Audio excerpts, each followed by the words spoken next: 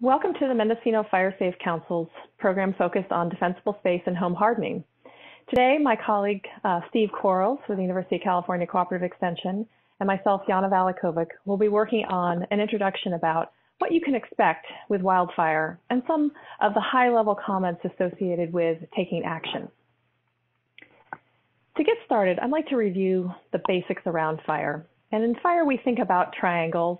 Fire is a product of oxygen, heat, and fuel. So without oxygen, the flame won't move. And without enough heat, you won't have combustion. And if you don't have something to burn, then of course you don't have fire.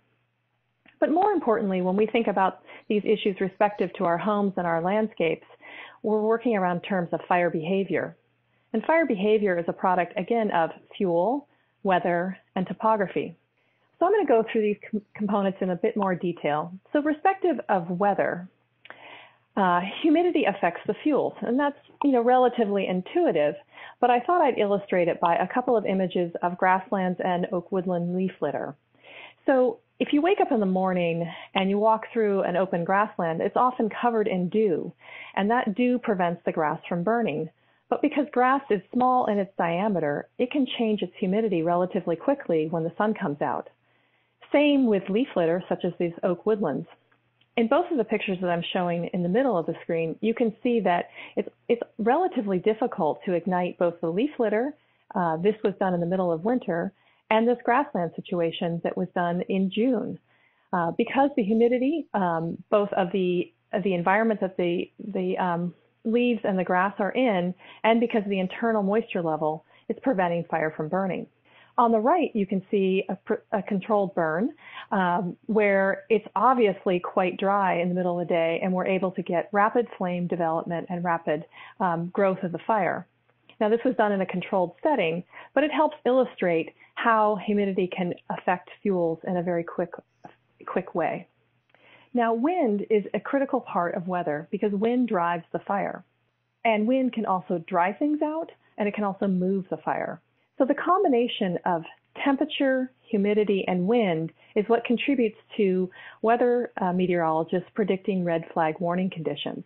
So when conditions dry out to a certain point and wind is expected and heat is expected, this puts us into critical fire danger time periods.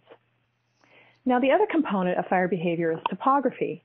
And topography is critical because it has certain elements that intersect with wind patterns and such that wind is carried upslope and over ridges. And ridges have more wind inherently because you have more mixing of the air environment. Now, fire follows all these pathways, and so placement of your home can be more difficult to manage from a fire perspective. Here we see an image from Santa Rosa following the Tubbs fire, and a home was at the top of a chimney, similar to where these oak trees are in this graphic, and fire was able to be pushed very quickly up this canyon and move into the home environment. Unfortunately, this home was lost, but you can see by the placement of this house, it put it in a more precarious situation. Now, the third component of the fire behavior triangle is fuel. And what I'd like to bring your attention to is that fuel is anything that will burn. It can be the vegetation, which I think we most commonly think about in terms of grasses or shrubs or even trees, but it also can be mulch, which we use to support our gardens with to control weeds as well as to control moisture. But it can be other items such as lawn furniture and the cushions that are either on our deck or close to the home. Or it may be fences, like look at this burned fence here in the campfire. It can also include arbors, trellises, planter boxes, really anything that is combustible, along with wood piles and other elements around our home. Most importantly, when you think about this, your house is also fuel. So how do these elements of fuel around your house contribute to the potential ignition of your house? So coming back to the fire behavior triangle, what element can you control? Can you control the weather? Well, not really. Can you control the topography? Well, certainly not, but though you can control where you might place your house. Within this triangle, the element that you can control is fuel. As I think about these topics, I find many folks are very aware about the fire danger. They're worried about critical fire weather conditions, but they're afraid to take action.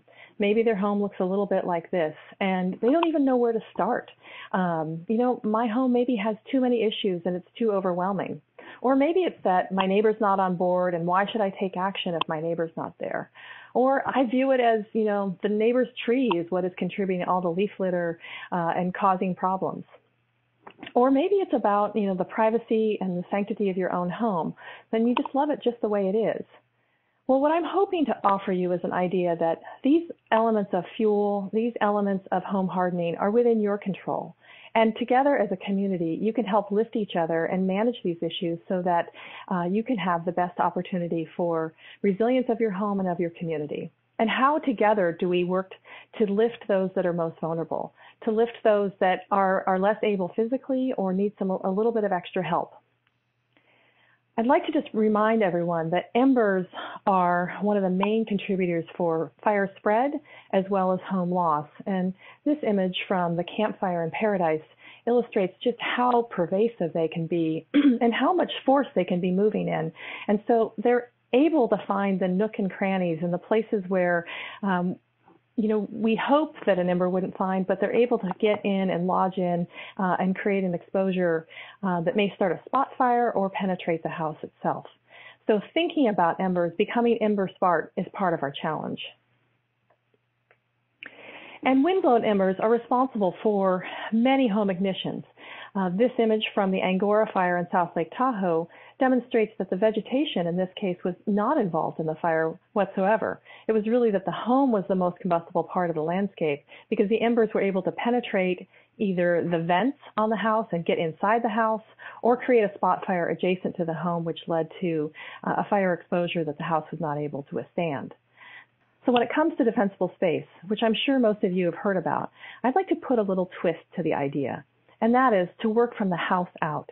It's not just your neighbor's problem. It's not your community problem. It's what you can do within your own perimeter of your house.